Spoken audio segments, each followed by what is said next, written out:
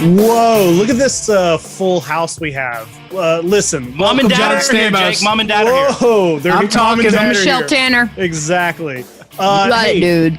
welcome back to YHS on Monster Island. I'm Jacob Walsh. With me, Jay Key. Thank you, sir. And Okay. you're not just Jacob Walsh though.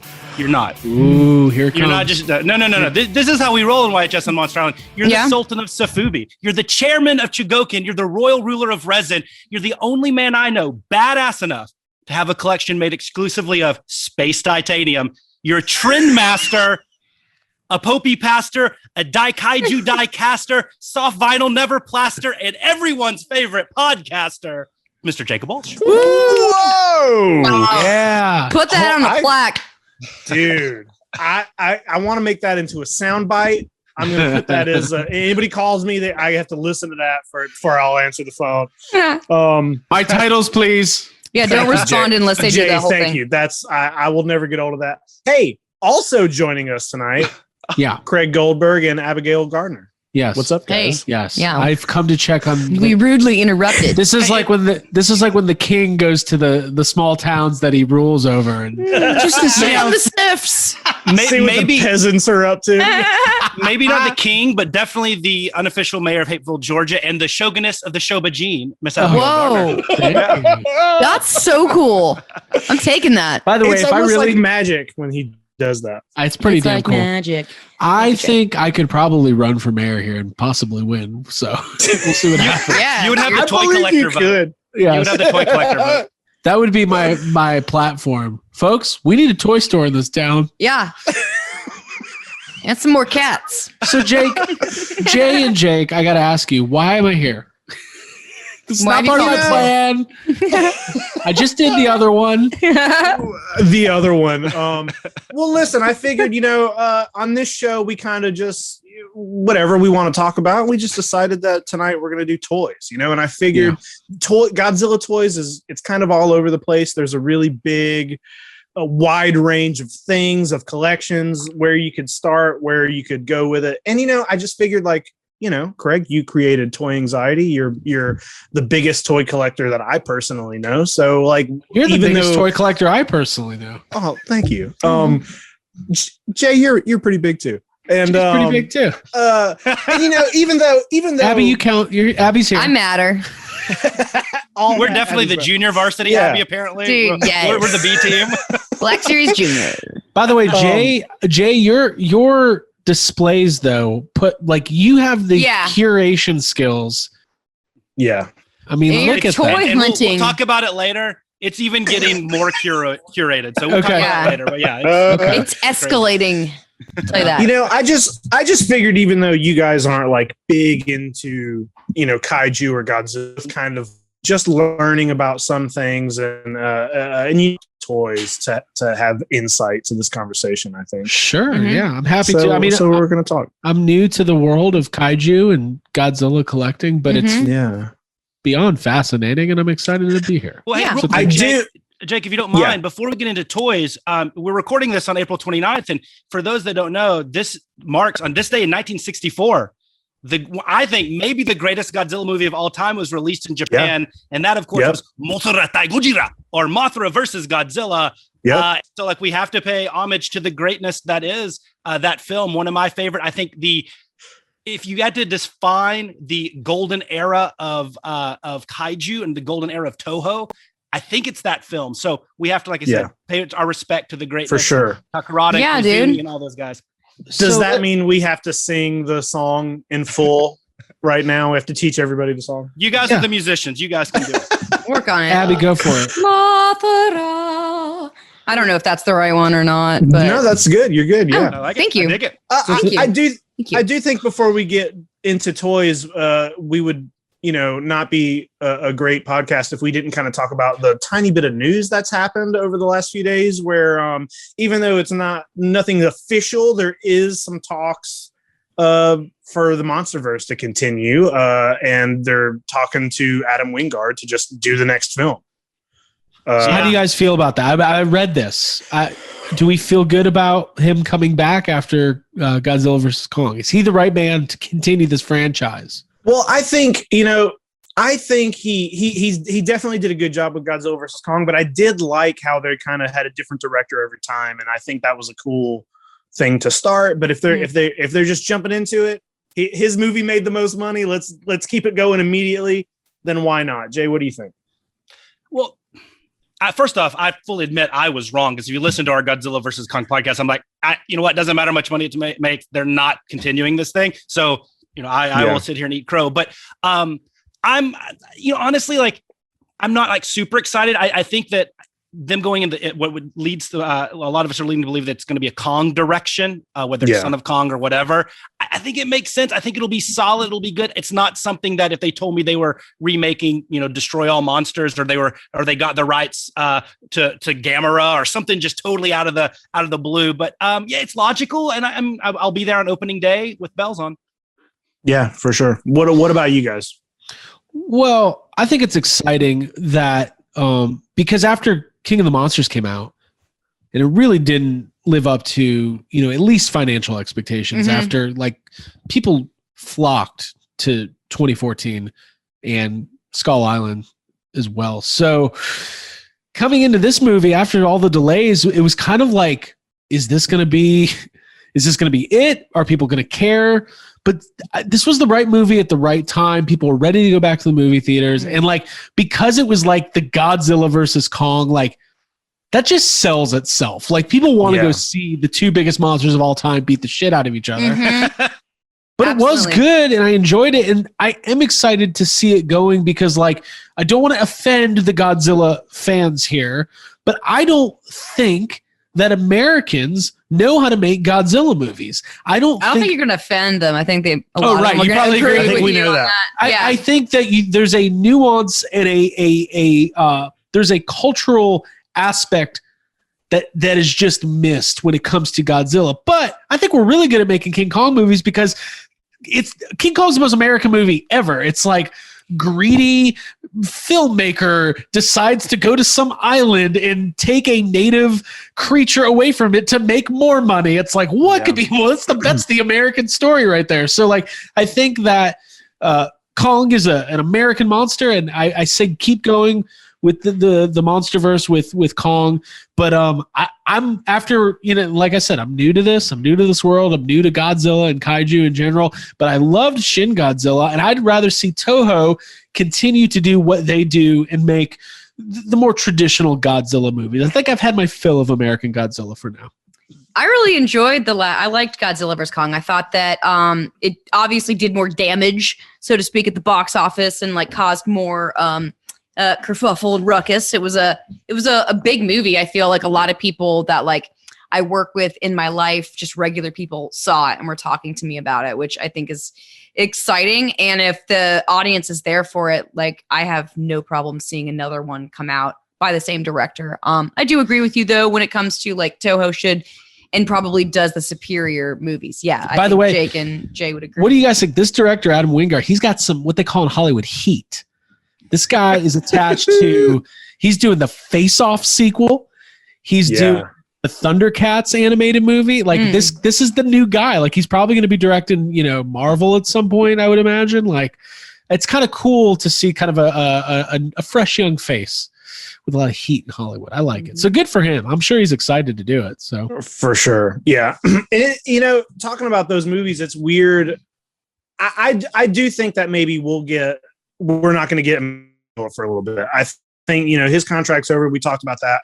I don't know if they're going to renegotiate, sign another contract or what, but I think it would be great if they can keep MonsterVerse going just without Godzilla for a little bit. And then that way, like you said, they can do real Godzilla movies over there. No matter what, Jake, and not to interrupt you, this is going way better than the Dark Universe. It's also going, in 2014, whenever I was very, very excited, more than I've ever been about anything, for the 2014 Godzilla film. And at that time, there is no way that I would have even thought that was getting a sequel, let alone we're, 4 movies in, possibly going into number 5, a TV show, whatever. So I can't complain about it. But one of the things they're kind of throwing around is Son of Kong.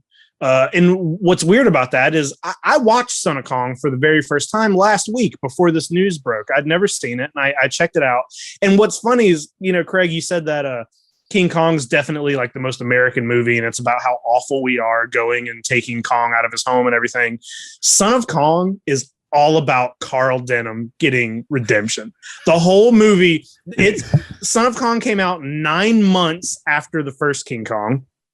Carl Denham is back, same actor, and he's trying to avoid going to jail. So he's like, I'm going to live on a boat. And he goes and lives on a boat, and some guy is like, the guy who sold him the map to Skull Island's like, hey, did you find that treasure while you were there? And he was like, treasure? So he goes back to Skull Island, finds the mini Kong, and the entire movie, he's like just apologizing for killing his father. He like has a conversation with Mini Kong. He's like, now I killed your dad. I'm sorry about that. And it's like the whole movie keeps bringing. It's like the whole movie is a redemption story for Carl Denham, which is. I want to see that movie your now. dad was a big star on Broadway for a pretty long time, I think. So. Until I killed him. Hey, better or worse than Kylo it's on Ren HBO. Story. Yeah, right. That's what I was thinking of. Nope, Jake likes Kylo Ren Redemption now. I like it now. I'm into it. Jake likes Kylo Ren Redemption now. It's he fine. told me. Abby, it's on HBO, so you can watch it. Oh, is it? Yep. Tight. Thank you. I love the design. I love the design of Son of Kong. Like, I think it's a weird and funky, and I like it. Yeah. Well, it's weird. It's weird. Like the Son of Kong is albino, and it, but it's very much they try to stick to the same kind of formula. They land on the island, and Kong has to save them from dinosaurs. That's what the movie is. Dinosaurs and a storm. So very cool. Cool. Yeah. So all right. So we got that out of the way. We'll run it. But that's jump exciting. Into the toy section. Yeah, it's exciting stuff. When I say get it out of the way, I don't mean like it's a chore. Got it out of the way. Like I said, get it out of my face. There was an article today about why the Dark Universe failed, and it's so funny. Okay. Please send it to me. The hubris of the Dark Universe. Is the headline just that photo of all the actors? Yes, very smugly which is my favorite. God, it's the best photo ever. I love it's the that. best. Look how bragging before actual. We're going to be way bigger than the MCU. Okay, so toy collecting. Listen, when it comes to like Godzilla toys, most of my life it's been, when I was younger, when I was a kid, I never really expected to see Godzilla. I even like understood when I was a kid, there's not Godzilla stuff here. It's hard to find. We can't get it unless it's being taped from the Sci-Fi Channel. I'm not going to see it. And it's kind of a unique thing to be a Godzilla collector in the United States. And there are companies now that are, you can go to Walmart now and find that, but that wasn't the case for a long time. And I think because of that, my Godzilla collection is very weird. And it's like, because it was always just whatever I could get. Most of I own a lot of the Trendmaster stuff because when I was a kid, that shit popped up and I was like, well, this is it. I got to get it all. So that's always been kind of my collecting. And I did the same thing with Ghostbusters for a long time. If I saw anything, no matter how stupid it was, if it wasn't even a collectible, anything, a tin of candy, anything dumb, I would just buy it. Me too. Mm-hmm. Yeah, so I just don't, and it's only now that I've become a little older, and there's all these websites, and you can like just pre-order stuff. You find all these websites that sell from Japan, and you can get X Plus whenever you want it or whatever. It's only now that I've kind of slowed down on like, I don't buy all those Walmart Bandai Godzilla toys anymore because I'm like, oh, this is what I was collecting. Now I know I can order from Mondo or Awesome Collector or not as scarce. Anybody. Yeah. Right. So it's just like a weird, I was going to ask you, Jay, like if your Godzilla collection kind of started the same way. Yeah, absolutely. Going back to the mid '80s, like you're right. I mean, it was really the Imperial Godzilla that we saw in stores, and then some really bad knockoffs of other monsters and such, and that was it. And kind of timed with Godzilla 1985 here. But when I really got collecting Godzilla stuff, or not, I probably had a collection of 30 or 40 things eventually, so not a huge collection, but was in the early 90s. So if you go to Japan in your 1983, so you're a year before Return of Godzilla hits theaters, and then Bandai got the license for Godzilla, and they released the soft vinyl 8-inch, the Godzilla series in 1983, the first one being the 62 Godzilla, and they continued going on and on and on. I actually was able to get my hands on a couple of these at some shops here in Dallas when I was, 10, 11, 12 years old. So that actually predated like Trendmasters and such for me. So I actually have this guy here. Actually, it was a Gamera figure for those on the audio feed. Sorry, I'm holding up this is a 1991 Showa era Gamera Bandai, not from the Godzilla series, which ran from 83 to 95, but that same vein, that 8-inch soft vinyl. And so I started collecting those guys and picked up a lot like Gorosaurus here and all these guys. And that really started my journey. But other than Trendmasters, when that came over in 93, 94, in that era, you're right, that was it. And then long gap until now, when I got back into collecting a lot of Godzilla stuff, honestly, I was the same way. Okay, there's a Godzilla in Target. There's a Godzilla in Walmart. I'll buy a NECA. I'll buy this and that. And I was still kind of in the nascent phase of going to sites like Mandarake and working with in Facebook groups to be able to get the other stuff that I wanted. And that's, so I'm the same way now. Fast forward, I mean, I'm selling all of that stuff and I'm really focusing on really kind of 3 compartments. I'm focusing on my hyper realism and my X plus. I'm focusing on Sofubi, and then kind of my miscellaneous, which might be a Trendmasters. It might be this, that, or the other. So I'm trying to compartmentalize now and doing the exact same thing you are, of getting rid of kind of those things that I can go down to Target and find, because they just don't mean as much to me, because I guess the thrill of the hunt and the novelty is worn off. And I look at it, I'm like, would I rather have 10 of these or one amazing X plus or one really cool Marmot or M1 or Bullmark? And the answer is always going to be the X plus, the Marmot, the Bullmark. So very similar. Yeah, your tastes have evolved. I have a question.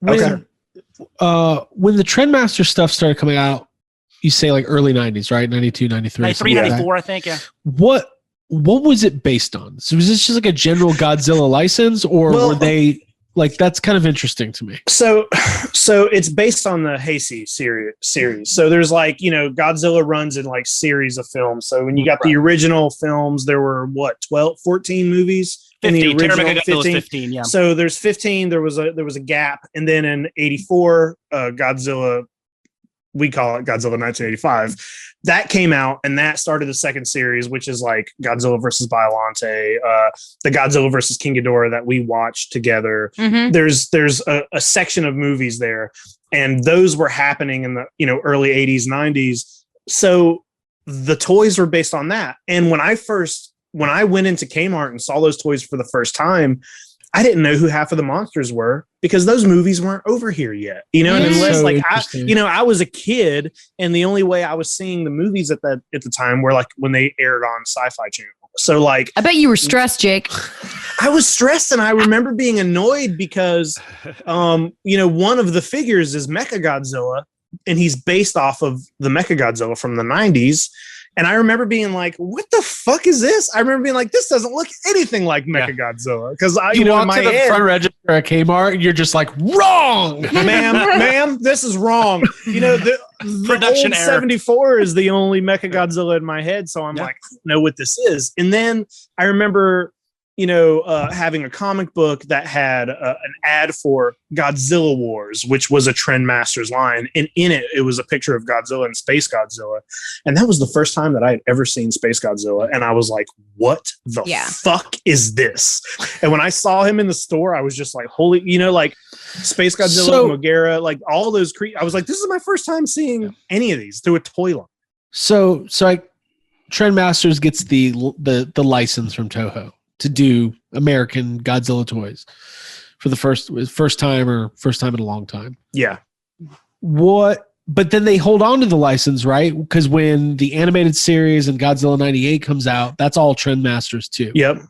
So anytime you have been referring to Trendmasters the last 7 years of our friendship, I've always just assumed you're talking about stuff that came out in the late 90s, but I didn't realize there was this 93 based on the 80s movies. That's really cool. Yeah. It was 93, 94 was the first wave, and that's the one you'll see with the bright green Godzilla. And I don't know if it had a subline or a tagline. And then you'll notice that kind of stops at, like, a lot of the monsters that they do kind of stops there, I believe, at Godzilla versus Mechagodzilla. So it would have been 93, 94. Yeah. And then they do the next wave is Godzilla Wars. And that's when they introduce, which would have been the next movie, which would have been Space Godzilla.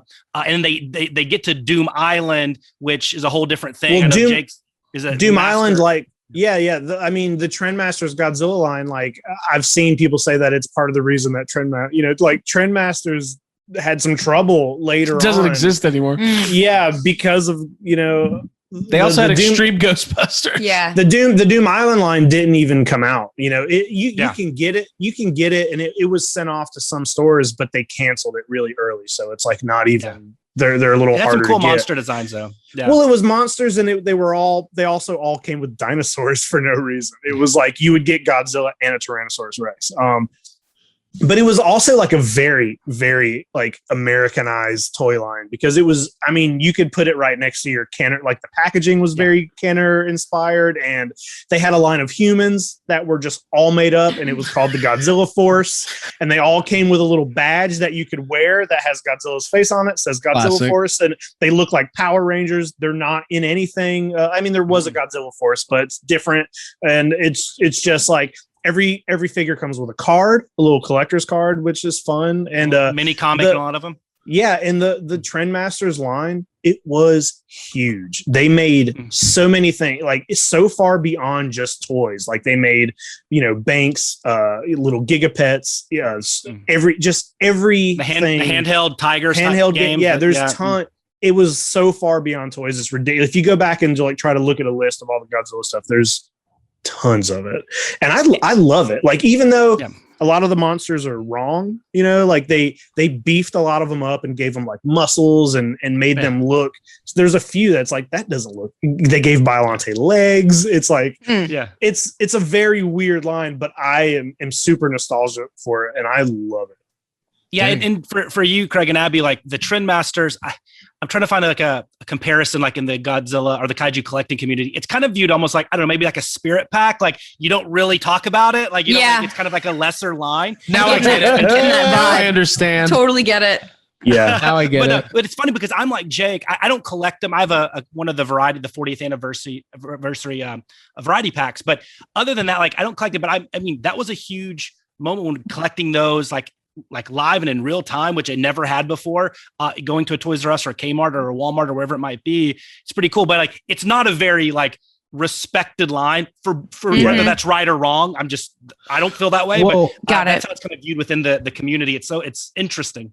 So as an outsider looking in, the one thing about this world is I find it to be overwhelming because for one thing, you're dealing with, almost 70 years at this point, right? Of media that this could be based on. And I guess I know that toy collecting and action figures and statues is big within this world, but like, did that start at the beginning? Like, or when did the merchandising Origins, really? Like, I really don't know. Like, is that something that happened like over time? Jay, I think you're kind of the encyclopedia on this part. So I do love this. Is one of my favorite parts about Godzilla. So if you go back, and I won't spend too long, I'll give the Cliff Notes version. But no, if you go back to post-war Japan, right? Like this is right after that, like the Americans were able to control what the Japanese exported. And so it started with little die-cast toys and things of that nature. Chugokin is what it came to be called later. And like cars, like American Jeeps and Cadillacs and stuff. And then eventually, so that really was the first big thing that the Japanese government or the economy was able to export to other countries. And they were huge hits. And a company called Marathon was one of the first to do that. So you fast forward, as toys are huge in Japan, you fast forward to 1967, which is really the year of Kaiju. It's what it's referred to in Japan, because not only do you have Ultra Cube leading into Ultraman, you have, Godzilla versus or Ebra Horror of the Deep and Son of Godzilla. I mean, Kaiju is the rage. It is the biggest thing. The Emperor's kids are going out there and they want Kaiju. And it was Marusan in the late 60s that decided to basically say, hey, we're going to create the monsters that we see on Ultra Q. They got the Super I license, and create little soft vinyl because it feels more monstery than die cast. And they took a chance. They got a ceramic sculptor to come in there and create what we now refer to as sofubi or soft vinyl. It's more of an aesthetic now than actual material, but that was really the start of it in the late 60s. And Marathon put out a lot of the Ultra Q monsters first. And then they ended up going bankrupt, and companies like Bullmark in the early 70s got the Godzilla license and started releasing Godzilla. So if you watch Godzilla versus the Smog Monster, Godzilla versus Hedorah, the toy that Ken's playing with at the beginning, that's not a prop. That's an actual Bullmark toy that you can still get today. But this guy right here, once again, I'm showing if the people on the audio feed, I'm sorry. This is a 1970 Anguirus Bullmark, one of the first Kaiju Sofubi released by Bullmark. And it's one of my favorite pieces. But as you can tell, the goal for Sofubi wasn't to make them screen accurate. Mm-hmm. Right. Little kids they thought would be scared. So they're the rounded edges, the weird paint jobs and such. And that became huge. So really the late 60s and 70s, you could argue is the greatest period for collecting Kaiju, at least in Japan, until now. So that's really where it started. Real quick, Jay, is that stuff like the one you just showed? Is that stuff pretty valuable, or was it so mass produced? I imagine. So it's still being produced today. I mean, now the companies this is just some of the companies that produce Sofubi. I mean, you have the new incarnation of Marasan, you have Marmot, you have Gigabrain, you have Toygraph, Pilot Ace, Bullmark, and M1 Mondo is about to start putting out soft vinyl Godzilla. Everybody's doing it now. And I mean, they're in each of these companies, Craig, literally thousands of different variants for these monsters, because they will do, like Marasan, I think is the farthest end of the spectrum. They will do a run of 20 that are exclusive to their brick and mortar store on Princess Street in Tokyo. And that'll be, and that variant will be highly sought after. Obviously there will be G-Fest exclusives. There'll be all these different variations throughout the year, throughout their entire line of Kaiju.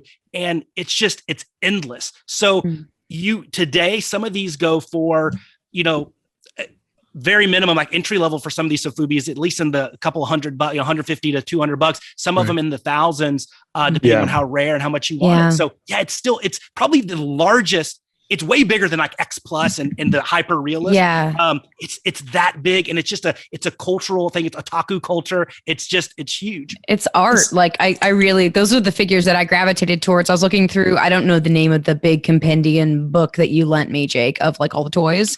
Yeah. But Vinyl conflict, the soft vinyls like really popped me. I was like, I would go to a museum and walk through and look at all the variations and all the different color jobs. I think it's really cool that that makes it more exclusive and rare to whoever released them. I don't like how expensive they are, because I would like to own some. Some of them are ridiculous. Some of them are ridiculous. I kind of always didn't like them for a long time. I was just like, I didn't get it, and I was like, why do I want to spend all this money on something that doesn't even look anything?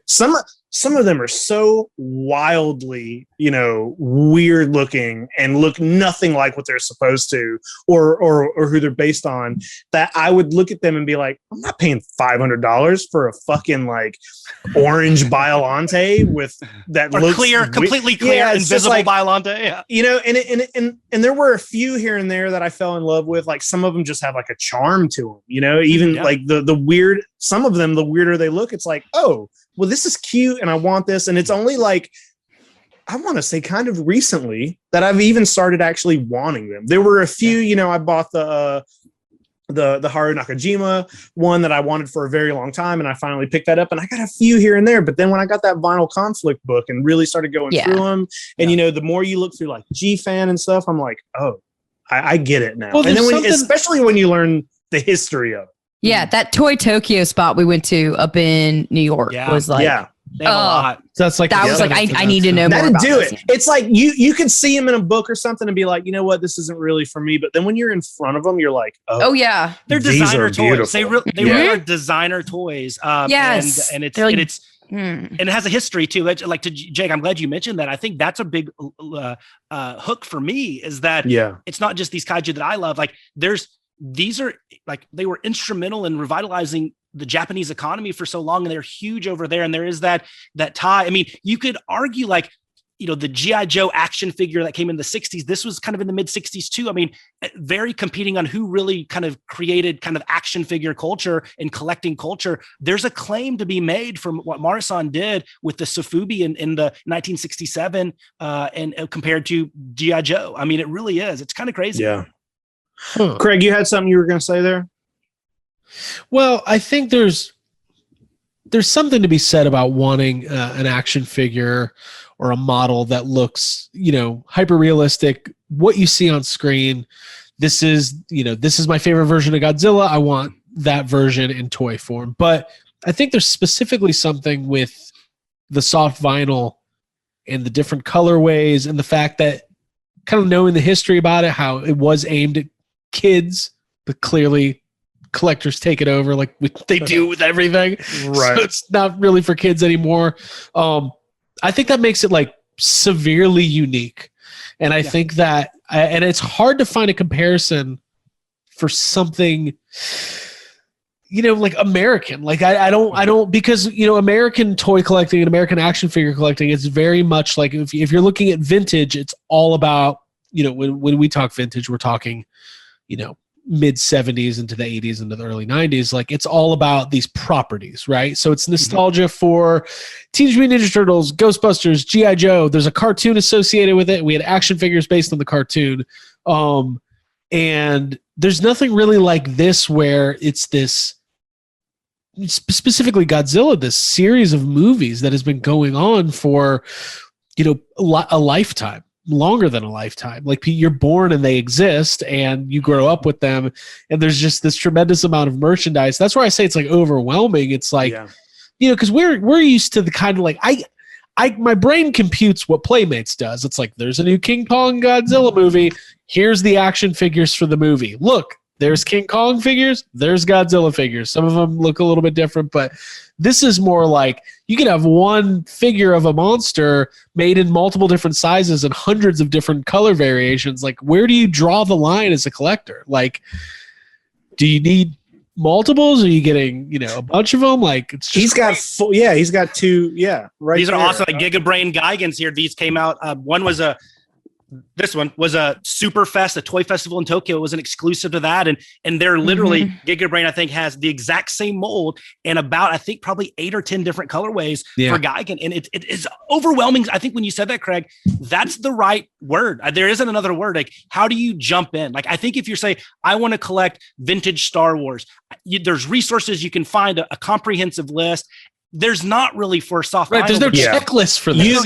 It's not the kind of thing where you can just be like, oh, I'm going to collect only this, toy line. You just can't do it because it's too big and it's been going on for your entire life. So it's like, you just can't do that. So that's part of the reason maybe, Craig, we were talking about how like, it's a little easier for me to just be like, well, I'm just going to get, this figure from this line. I don't want to get the whole thing. And you're more of a like, well, I got to get the whole line kind of guy. Right. And maybe that's because I've been conditioned by Godzilla toys my whole life, just having to pick and choose or just right. You know what? I think you just can't. Because it's just one figure, 300 different ways. Exactly. And when I first started going to conventions, it really like, when I was in middle school, I had to do this might have been elementary school. Honestly, I think this was elementary school. We had a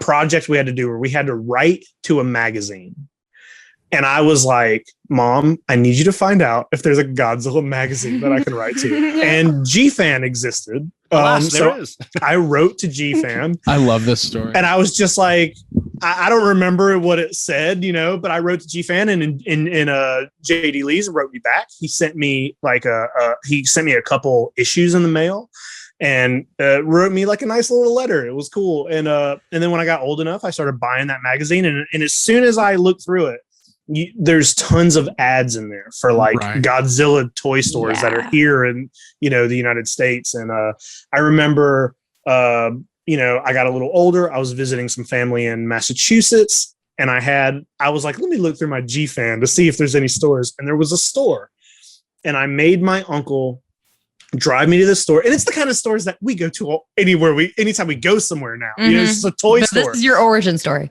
But this is my origin story. But it was a toy store like we go to that was it was all kaiju. It was all Japanese, imported stuff. And I had no fucking clue what I was looking at, what to do. I remember my uncle judged me so hard because like I just spent all the money that was given to me for this trip on maybe 3 things. Well, what else are you gonna do? You don't need. Yeah, your food and board. You're covered. Hey Jake, I have a question. Was that store in Stoneham, Massachusetts? Maybe. Okay, because the reason is my guy, the guy that I got all my toys from was he lived in Stoneham, Massachusetts. He had a store called Japanese Monsters. I can imagine there was a ton of them in there. Maybe. In fact, when I flew up, I was 12 or 13. My mom flew me up to the Chiller Theater, the 95 convention, which is a giant horror convention. But at the time they advertised the largest collection of Godzilla vendors stateside, and so I flew up there and went there to meet Doug Rotundi, who ran Japanese Monsters in Stoneham, Massachusetts, because he was the guy that was like my guy getting all the Heisei tapes from Japan. Hold on. How old? So you're 12 and you're flying by yourself. This is an amazing story. I love little Jakey. My dad was a pilot, so we're airlines and stuff. We're comfortable. Okay. No, my mom didn't go with me because they would not let me go to because I was under 18. You had to be 18, I think, to get into the convention. I'll do some research and I'll see how far that place is from Springfield, Massachusetts. Okay, and if it's like within a couple hours, then it's probably the place. I'm gonna find out right now. Yeah. What was the name of the town? We're looking it up. What was the town? I think it was Stoneham, Massachusetts. Doug Rotundi, I think. Stoneham, Massachusetts. From Springfield, Massachusetts. All right, so Stonna. I think it's Stoneham. Stoneham. Okay. I got to find out if this. You guys might run into each other. Okay, Stoneham to Springfield, Massachusetts is 1 hour and 39 minutes. That was probably it. Dude, I love this. I met Doug in 1995, so I was, I guess, 13 or 14 years old. So I didn't meet him. He was a good guy. You probably met him before me then. Probably, he was my guy that got me all my VHS tapes and all my. I mean, he sold me this guy right here. So I'll have to. Doug. I remember. Up, like I still have all the figures that I bought. And I remember, I'll go through my collection and I'll pull them out and I'll send you a picture of what I bought from that dude. That kind of thing is like, it's like a whole other world, And when I first started going to convention, my first convention ever was Dragon Con, and for the first 4 or 5 years, there was one vendor who he still is there every year. But he used to sell just a bunch of Godzilla stuff. And it's like, that's when my collection really started kind of kicking it up, is when I started going to conventions. Cause I'm usually like kind of against wanting to order figures.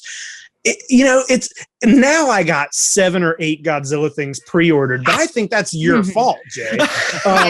Jake, you're always blaming people for your pre-orders. I'm the same way. We're all responsible for our pre-orders. I got pre-order problems. I'm the same way, man. I would much rather find it in a store, but I hit up like every potential store that would maybe even think about carrying something Godzilla up weekly, and there's just not a lot here. So it's like, Jake's always like, I don't like pops. I'm like, you like POPs, pre-order problems, because you got plenty of pre-order problems.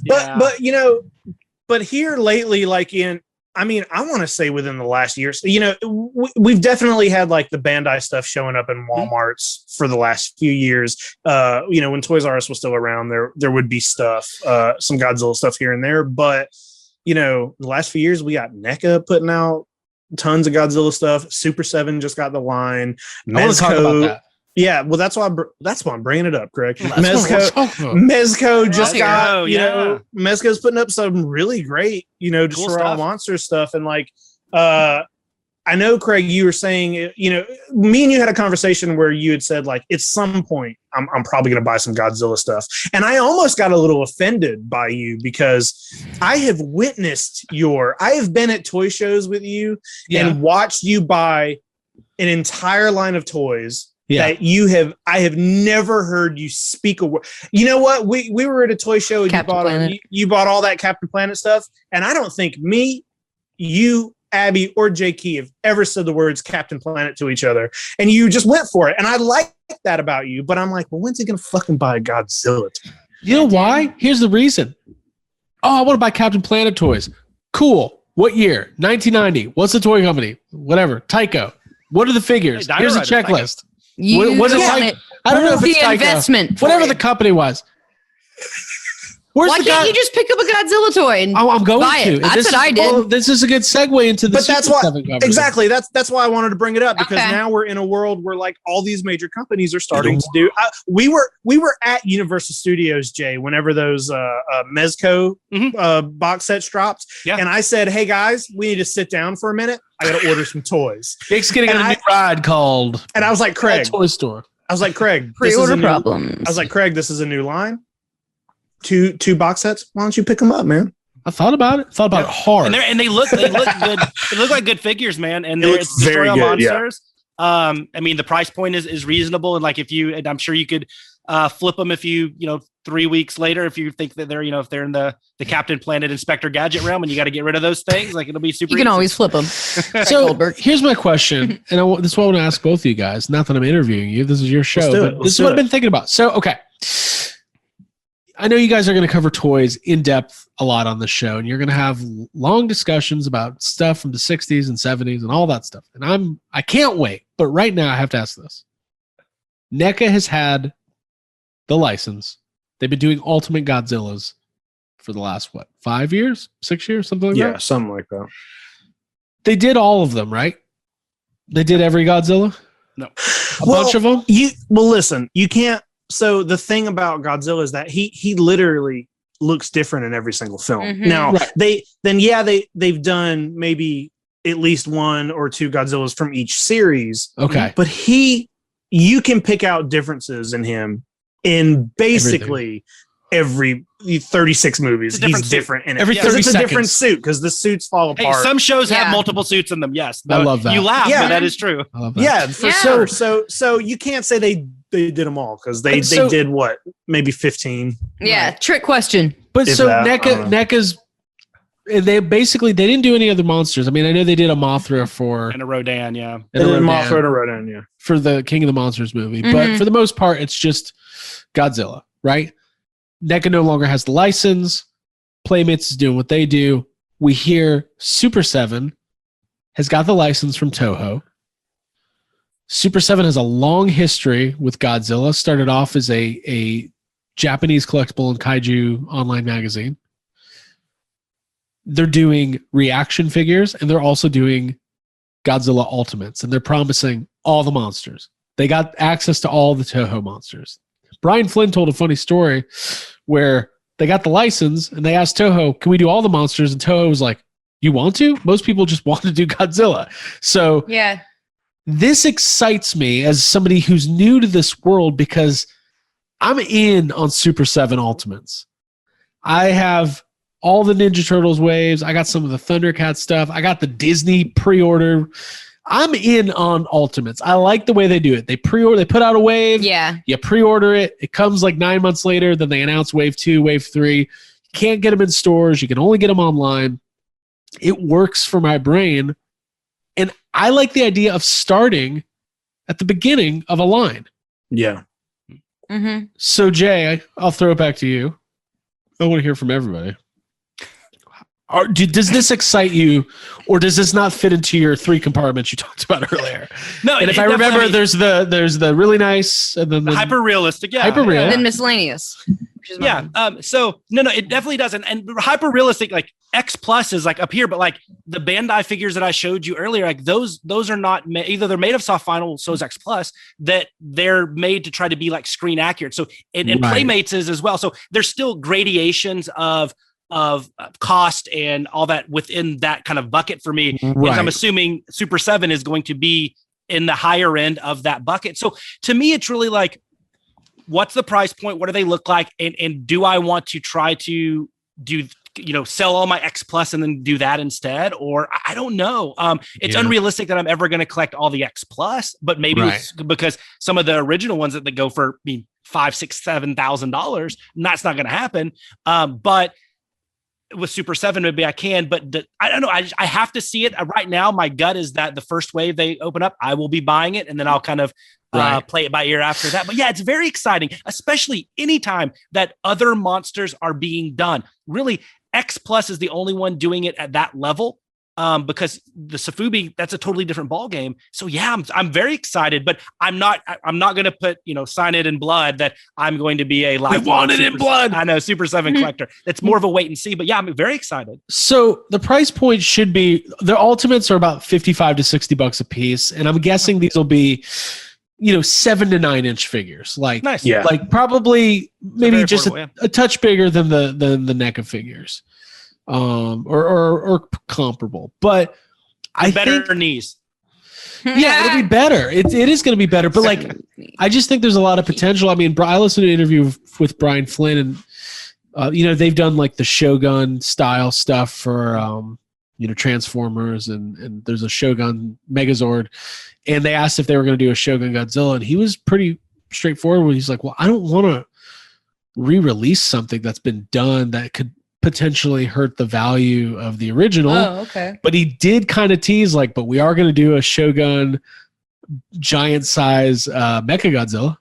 And it's just like, I just think the possibilities are endless. And I'm not big on the reaction figures, but I just bought Beavis and Butthead reaction figures. They don't look like reaction figures. They just look like cool Beavis and Butthead toys. So I just think the possibilities are endless. And when I hear how excited they are about it, that influences me as a consumer, because that enthusiasm gets me excited, and I'm not even, and I'm new to it. So my question about what Super 7 is going to be doing is I don't own any Super 7 Ultimates. I have a few on pre-order that have not shown up yet, but I don't have any in hand. But the thing with the Super 7 figures, Craig, isn't it as far as the Ninja Turtle line, they're remaking, better versions of the old Ninja Turtle toys, right? Yeah. They're based off of the Ninja Turtle toys. So for the Turtles line, yeah, that's what they're doing. They're inspired by that's what the line. Yeah. And then that's what the Toxic Crusaders line is as well. It is, but that's not what so the Transformers line is based on the Transformers animated series, and the Disney Ultimates line is just inspired by just Disney in general. They're not they're just really good looking Disney figures. So so I guess that probably the whatever they do with Godzilla will just be based on the films then, I guess. I don't know. I think that's a safe assumption. I wonder if the way they're going to do it is maybe the first wave will be, original kind of Showa era. And what do they put out? 4 figures per wave? It's usually 4. So the Disney ones were 3, but I could see 4. Yeah. I wonder if they'll do just 4, Godzilla and 3 other monsters from the first series. And then maybe the second wave will be a Godzilla from, the 90s and 3 I wonder how they're going to do that. Or they could do the big 5 if they could do 5, because then you could do Godzilla, Mothra, Rodan, King Ghidorah, and Mecha Godzilla. Yeah, and there's your 5. I hope they don't do that. No. I want somebody else. I want a Varan and a Gorosaurus and a Skeleturtle. Whatever they do, Jaguar and the Smog Monster, and whatever they do, like what they do with turtles. They never had more than 1 turtle per wave, so they kind of made it to where if you wanted the 4 turtles, I mean, you're waiting 2 years basically. Yeah. So they're going to space it out. They're going to do 1 mega popular character, 1 maybe secondary monster, then probably 1 super obscure monster. It'll probably be something like that. That way there's for the casual collector, there's something. And then for the hardcore, completist collector. I like that. I like that way. Me too. Oh, yeah. It's catered to. Yeah. Yeah, it would suck if they just put out 4 different Godzillas right at the top that are the top 4. Then you kind of kill the line before it starts. Mm-hmm. Yeah, and instead of 4 turtles, I mean, you could get the Showa, you could get Heisei, you could get Millennium, you could get a Shin or whatever, legendary, whatever that might be. So you could do that as kind of the the must-haves to anchor each wave. Yeah, for sure. Yeah, there's a ton of potential there. And like also though, if you are like want to collect the reaction figures too, like those are $10 to $15 price point. They'll be smaller, but I bet they'll look pretty good. It's going to depend. Yeah, for me, it's going to just depend on what they look like because, like you said, I'm not a huge fan of the reaction figures except for when they don't look like reaction figures. Right. Like 3 3/4, 5 points of articulation. Stripped down figures.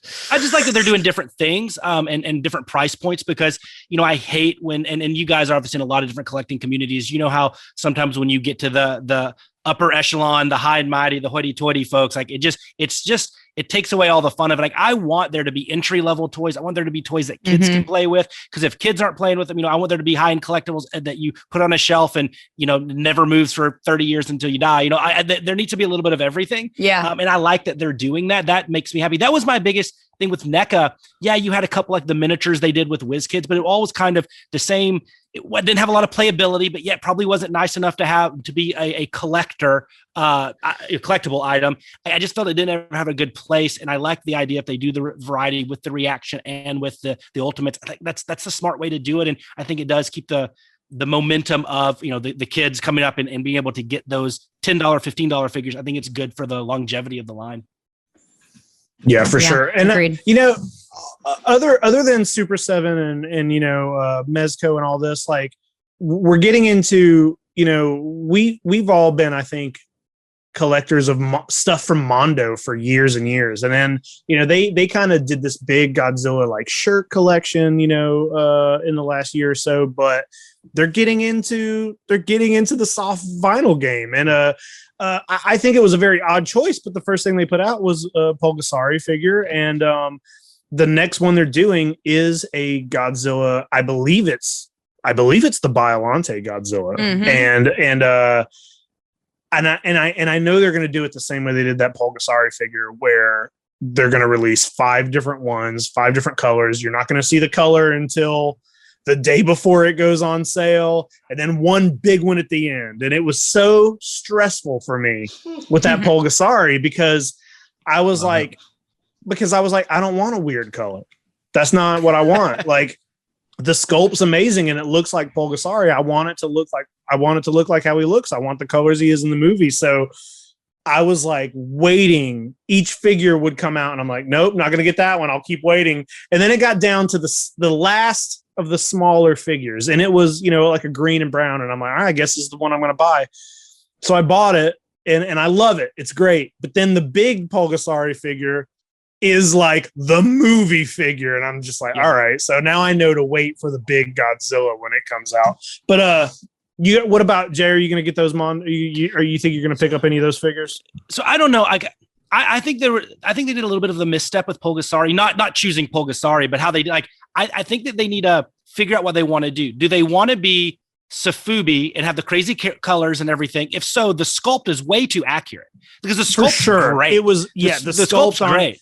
But the Godzilla is more in line. Is it? I haven't seen it. So yeah, he's out there. He's more in line with the traditional Sofubi. Yeah. Yeah. So I'm gonna once again wait and see. To me, like the fun thing about it's almost freeing as a collector to collect Sofubi because you're never going to be a completist. There's not possible. I don't think the companies that make them are completists. They probably don't even have all the copies. And it's like, you can just get what you want. You pick and choose. I like this one. I'll get it. I don't give a shit if it's Gigabrain or Marmot or Bullmark or Marasan or Toygraph or Pilot Ace. Doesn't matter. I'm getting it because I like it.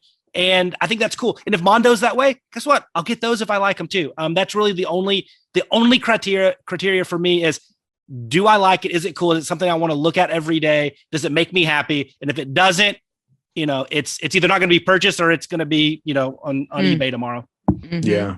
So that's kind of the thing with like the Sofubi stuff is like, they traditionally don't have like the most accurate sculpt. So maybe Mondo's just going for like the best of both worlds with the Pulgasari figure. But I just don't know if that'll work. I don't know if you want to, think about like the X Plus figure. If you had an X Plus figure that was, clear and gold and, right.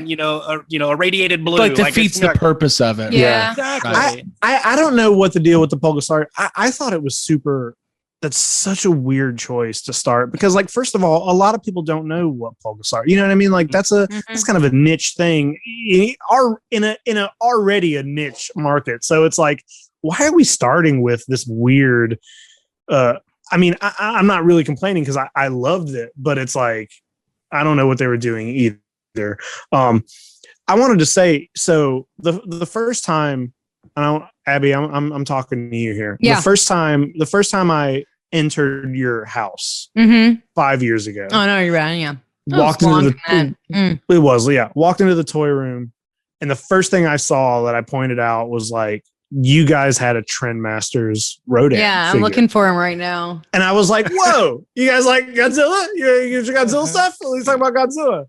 And that was just one that you had just picked up because you thought he was cool. That one was from childhood. Like that one I've had forever. And I told you we used to watch Mystery Science Theater 3000 with Gamera. So there I saw Rodan or two. So that I don't know when it entered the picture for me, but I always loved him.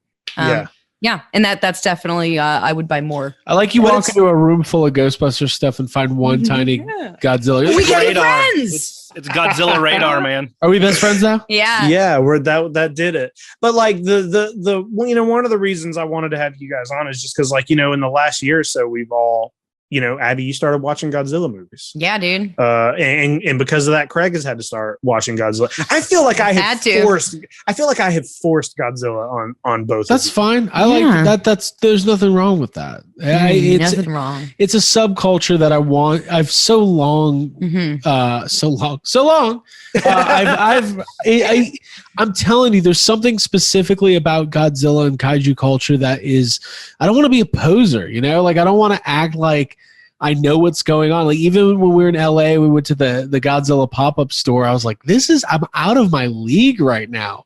Just being out in public, I'm already out of my league. But like, you just got to have the love for it. You got to figure out, what part of it you love. But then people start asking questions. I'm like, oh. And the funny thing is Kaiju and Godzilla culture, it's smaller than the greater, the tokusatsu culture when you factor in all like the Henshin TV shows like Ultraman and Kamen Rider. I mean, as big as Godzilla is, Ultraman is much bigger in Japan than Godzilla. And that is, and all the Kaiju related to that and all the different series and everything, Super Sentai and like I said, Kamen Rider and all those, like that is beyond. I mean, Kaiju is really like when we think about Godzilla and Gamera and that type of Kaiju film is really a smaller niche within the greater tokusatsu community. And it's scary because I'm not an expert in tokusatsu. I can kind of barely get my way through like having a decent conversation on it, a deep conversation on it. But it's like I said, Jay, it's hold on. than that.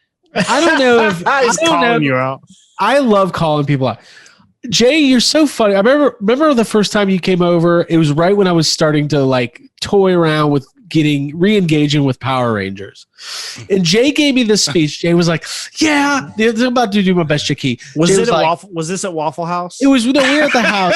Jay was he like, self-deprecates, and then Jay was like, he's like, "Yeah, I don't really know." He's like, "I'm a little bit familiar with Super Sentai, and I don't really know much about Power Rangers. I did just recently watch the first 92 episodes." And I'm just like, "Well, then you're 1,000 times more than I'm ever going to do." More than I do. I think it was 50 episodes, but whatever it was. Hey, when the kids go to bed, I'm sitting there. I have about 2 hours to just binge. Hell yeah! And it's usually just that. So I love it. No, but it's cool. Like it's a cool world. And listen, like because Stay Puft Marshmallow Man's the only kaiju that's ever been part of my life. There was a print in the Ghostbusters 30th anniversary. I believe Troy Benjamin has this print on his wall. It's called Confectionery Kaiju, and it's a Japanese style statement. And I've always liked that print, and I've always wanted it. But I don't know. It doesn't make sense for me to try to like look backwards. Like, listen, if I saw a cool like Safubi, like 1970s with a cool colorway and it was a decent price, like I might pick it up because I really have like Abby was saying, like I have a respect for the design and stuff. But as far as like the modern stuff, I'm totally going to get in on the Super 7 stuff because I think it's a cool awesome point.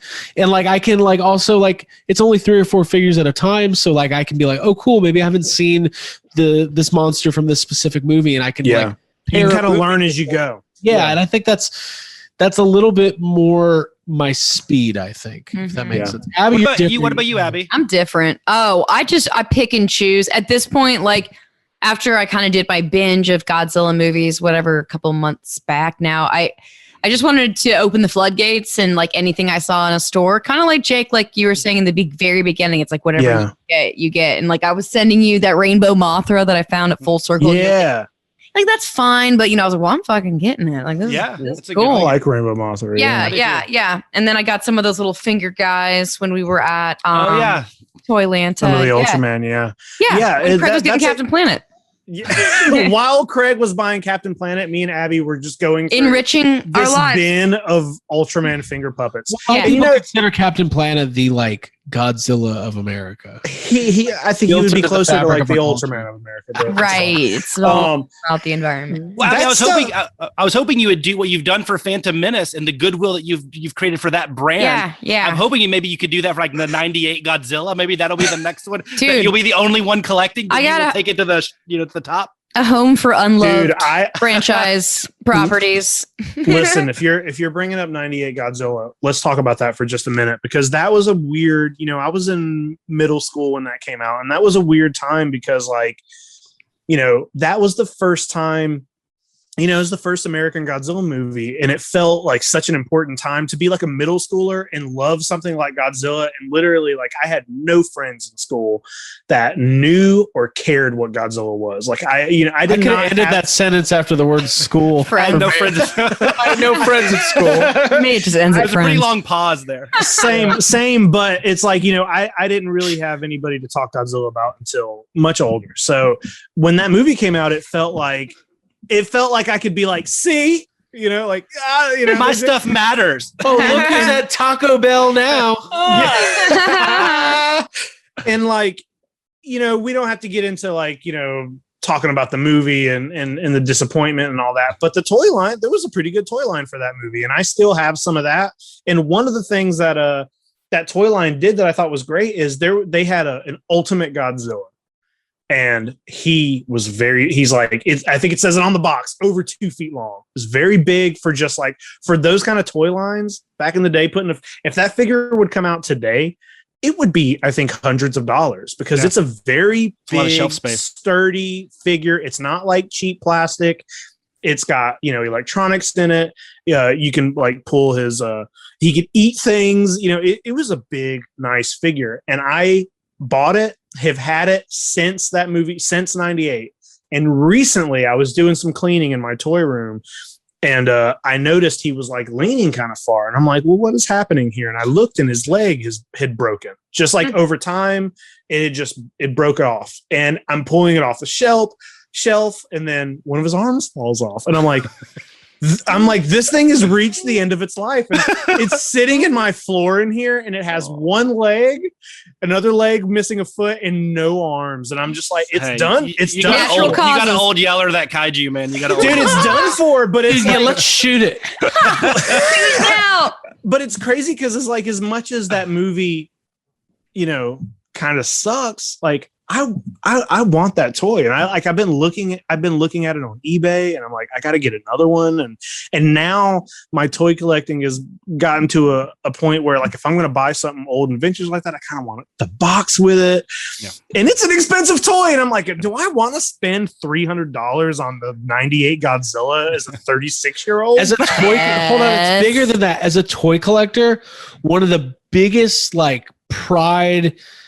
Money, like, it's a weird thing when when you're forced into rebuying something, like when something breaks and you're like, I need this in my collection and I now have to rebuy it. Replacing. That's a hard. It's just, Jake, I don't envy you on that one. It's weird because it's just like, it is an impressive figure. Like, the Ultimate Godzilla from '98. It's impressive. And when you look back on it, it's kind of like, I'm surprised they even made that. Right. But what was the big one in 2014? Remember, there's that giant Godzilla from Toys R Us? You have that one, right? Did, yeah. They did a big one. Yeah, I have that one. But the difference there is like, that it's big and it's impressive, but it's very cheap feeling, and it's just they did it for King of the Monsters too. They did the big. They did. They made the same figure, just different, slightly different color, right? Yeah, it was slightly different. I think his spines might have been different because the spines were different in the movie, but it's basically the same toy. Gotcha. But yeah, they did, but it just feels like now when you get these, the same with the Godzilla versus the Playmate stuff. They just all feel so cheap. You know, it's like they make it's like there's not a lot of care, but it's completely different. Those kind of toy lines are completely different than like, you know, the Sofubi or the X Plus or whatever. Speaking of X Does it Plus, make you pause and appreciate speaking it? of X Plus and giant size stuff, I did pre-order my first gigantic X Plus. So the big 24-inch tall. I did the 1954 Godzilla. I figured if I'm going to get one, because I just don't have enough space to. I collect the 30 centimeter line, but I did pre-order that bad boy. Just to have my first X Plus gigantic, probably my only. Just like I said, because of space. Well, that's the one to get. Yeah, for sure. If you're it's the one that comes with the cannons too. So that'll be the cool little Rick exclusive. So I'm pumped about that. That's now I won't ask you. I'm going to look up how much that was. I mean, this is it's not a surprise. I mean, the good news with Awesome Collector and all the places that sell it, they have payment plans and things like that. I think the Rick exclusive is $6.99, and the standard gigantic is $4.89, $4.59, something like that. Yeah. But you know, some of the exclusives that they have, even on the 30 centimeter and the 25 centimeter line, which is the Kaiju line, or the Real Masters collection, which is a resin line, or the Favorite Sculptors line, or the Yuji Sakai modeling collection, all those can get into $400, $500, $600 for smaller figures. So it's just all what you want and what matters to you. But I just wanted one gigantic. I have a place up here, can't see it above this, that's just like it's perfect for that to display it as kind of the signature piece here. So I'm pumped to get the 54. Dude, nice. You know the next one they unveil is going to be an Anguirus. No, they'll do it. I'll get that. I'll make room for that. Isn't it funny? Isn't it funny how toy collectors always say, "Well, I'm out of room," that they always have the ability to make a little bit of more room. Yeah. I have about 30 boxes right on the other side of this camera that's purely making room boxes and selling. So I totally get. I showed Jake one of the most liberating and stressful things. I sent him a picture of an empty. I'm selling the entire NECA collection, all 38 pieces, and I have basically 6 shelves that are completely empty. I'm so pumped. Well, it's not completely empty now. I put like 11 or 12 Sofubis up there, but for the most part, it's empty, and so it's good. It's fun. I'm excited. I'm excited to fill them. The NECA ones just weren't doing much for me anymore. So it's part of being a collector. Yeah, get them out. Yeah, you got to buy something. Nice. Oh, yeah. Cool. Whew, listen, I like this toy talk. It's good, but it's gonna like toys. I really love toys. I love it, but it just makes me want to buy more toys. And it's like I keep like pre-orders is something that I've always like I've never done a whole lot of pre-ordering. This last year, man, it's like I constantly have 5 or 6 things on pre-order, and it's hard. The NECA Ninja Turtle line is killing me right now. I've got, not including if you include the 4 loot crates, I think I've got 10 NECA pre-orders. Luckily, the NECA pre-orders make you pay up front, so I've already had to commit to them, and it sucks to do that, but it sucks to do that, but then it's like you're done. Like that's where it gets me, man. If you can pre-order something and it doesn't make you pay right away, it will fuck me up, dude. Because that's when I'm like, I ain't gotta pay right now. Let's get it. Yeah, I'm always that's how I am. Like I pre-order all the Super 7 Thundercats. I'm like, I'll probably have $2,000 a year. A year from now, like in a year, I'll be good. Future money. All I have to do is remember to put $500 in my bank account in 2 years from now. No way I'll forget that. There's no way. I got pre-order problems. We got pops, dude. So hey, pre-order Jacob, problems T-shirt. I have a question for you, not to put on the Craig and Abby interview or header, but I have a question first because I know we've been dancing around this. So Jake, what if you're buying all these kaiju toys? What is the one, like what's your, I hate using the term grail. I mean, it's a little bit of a pet peeve of mine because it's the most overused term. Like there's like, oh, it's a grail. I found this at Target. No, it's like grail's like something you might never see. Yeah, exactly. I like the grail conversation, but when people are like, look what I just found. I found the Batarang at Walmart. Holy grail acquired. Let's make grail mean like, something. If there's a chance that you will never I look at it 2 ways. If you'll never ever see it in person or have the ability to buy it in your lifetime or in a very long time, or you're probably never going to get to that station in life where you can afford it. Like I'm sure Jake, like an animatronic dinosaur from the Jurassic Park, from Stan Winston would be a grail item because you're a millionaire, dude, right? Or if you're going that way, so like with Godzilla stuff, it changes for me because it's like, just the fact that there's so much things, there's rarely something where I'm like, well, fuck, I wish I would have got, it's like, there's just, every now and then I'll come across a figure that I just didn't. There's so much of it. You see stuff and you're like, oh, I didn't even know that this existed. I kind of want this, and you'll look it up. And I have some figures that are on my list that I maybe eventually want to get. But if we're talking about Grail kind of stuff that's just out of my price range. You know what the big guy is? They made. That's what my dad calls me. Hey, big guy. That's what he did. I can't remember. I can't remember who made him. But I can't remember who made him. But there's a Godzilla figure out there. It's like 4 feet tall, and he's like 8 feet long, basically. Big guy. He's like, who's the big guy? Heisei Godzilla, and it's just giant. It's just like giant, and it's 20,000 or something like that. Yeah, probably. I don't know. It's crazy, but whenever I went to that store in Massachusetts, they had one. They had one, but his tail wasn't connected because he was bigger. Like they couldn't fit it. He's the big guy. But it's just a tall, it's 3 to 4 feet. I can't remember exactly, but it's one of those things that it's like, I see it. I remember seeing it in G-Fan a lot. And, every now and then it will pop up online and oh boy, we lost you. I got I just had a thing pop up saying I got 10% on my iPad left. So.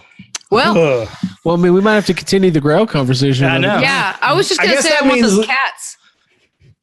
Oh, the ones that I just started getting. Yeah, I was just looking them up. Toy. Yeah, those are cool figures. Cool. Yeah. Well, listen, we're being forced to cut this short. How long have we been going? Has it been an hour? It's been an hour. I guess it's been about an hour. Yeah. I guess that's not short, is it? It's just the fact that we could talk about toys. We could go for 10 minutes. Yeah, this is a 10-part conversation. I do believe the Grail thing is overused, and I think everybody's definition of it is a little bit different. Like it's fluid. Yeah, it's fluid. But like if you're like, oh, this is a holy Grail of mine, but there's 10 available right now for sale on eBay. Exactly. Yeah. Like I think Grail is more like something you're looking like. I think it doesn't even have to be financial like value. No. You can have sentimental value. Like you have to pine.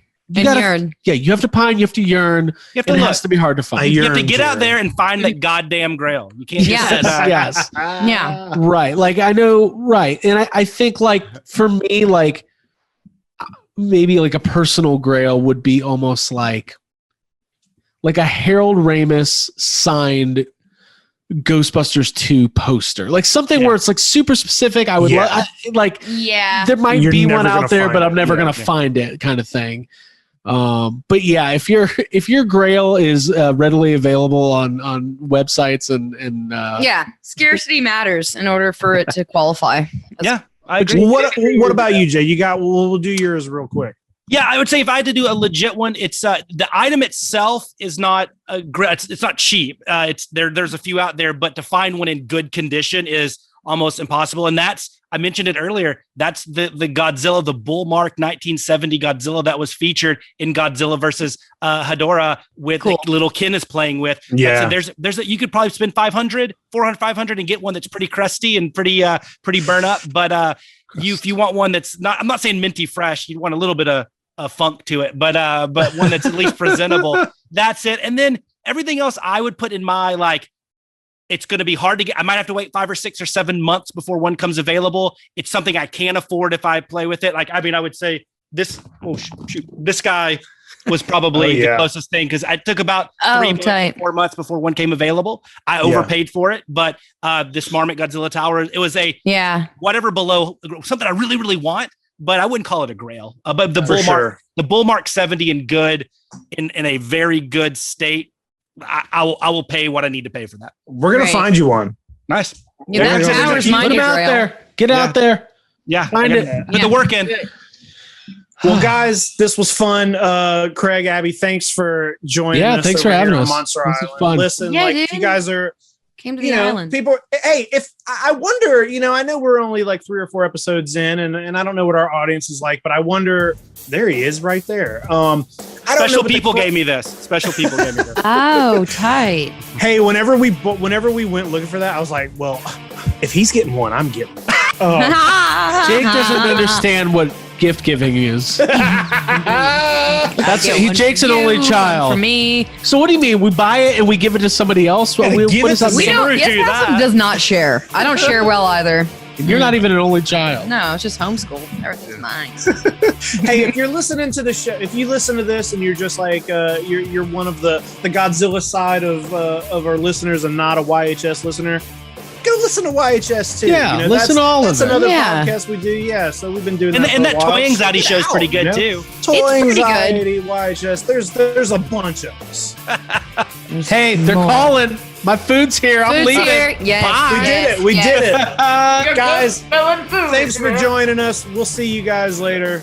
Peace out. Peace out. Kaiju Social Geki. Yay. It's here. Okay.